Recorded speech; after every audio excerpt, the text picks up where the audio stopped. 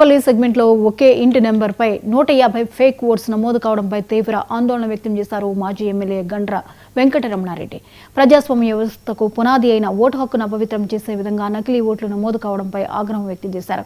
ఎన్నికల కమిషన్ తక్షణమే ప్రత్యేక బృందాలను ఏర్పాటు చేసి సమగ్ర విచారణ చేసి నకిలీ ఓట్లను తొలగించాలని డిమాండ్ చేశారు.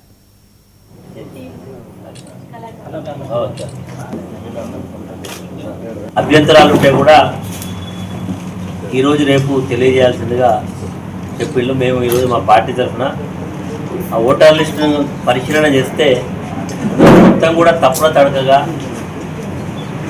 ఎన్నికల్లో గెలవాలంటే ఇక్కడ మేము ఉన్న ఓట్లతో గెలవలేమని ఒక ఇంటి మీద ఈ లేనటువంటి ఇంటికి బై నెంబర్ సృష్టించి దాదాపుగా చాలా ఓటర్స్ నమోదు చేయడం జరిగింది.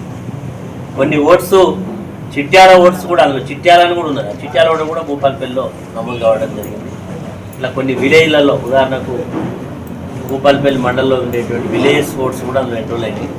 చాలా లోపాలు ఉన్నాయి కాబట్టి అధికారులు అధికార పార్టీకి అనుకూలంగా కాకుండా ప్రజాస్వామ్యబద్ధంగా ఎన్నికలు నిర్వహించడానికి కావాల్సినటువంటి అన్ని రకాల చర్యలు చేపట్టాలని చెప్పి ఈ సందర్భంగా డిమాండ్ చేస్తున్నాం. ఇప్పుడే మా పార్టీకి సంబంధించిన టౌన్ ప్రెసిడెంట్ గారి నాయకత్వంలో ఆర్టీఓ గారిని కలిసి మా యొక్క ఆబ్జెక్షన్స్ కూడా వారికి ఇవ్వడం జరిగింది.